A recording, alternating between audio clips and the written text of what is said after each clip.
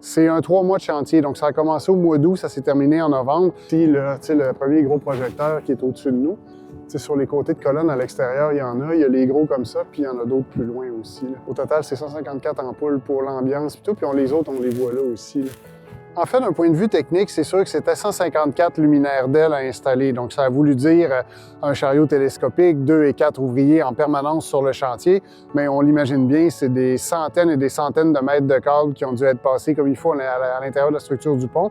Et il fallait fixer ces ampoules-là sans toucher à la structure des arches. Donc, il n'était pas question de percer, il n'était pas question d'arracher, de déplacer rien. C'est avec un espèce de système de pince où, en fait, la lumière est sur une plaque de métal. Il y en a une deuxième à l'arrière et les boulons sont sur les deux plaques qui vient créer une pince qui maintienne en place les ampoules partout sur les arches du pont. C'est vraiment des ampoules LED, donc ça dépense moins d'énergie que des ampoules conventionnelles. Ça va bien résister dans le temps, puis ça ne nécessitera pas des remplacements fréquents, ce qui est quand même intéressant puisque à 154 ampoules, s'il fallait les changer à chaque année, on finirait plus. Puis, le pont de Sainte-Anne, c'est un emblème du centre-ville. Le but avec l'éclairage, c'est de créer quand même une cohérence.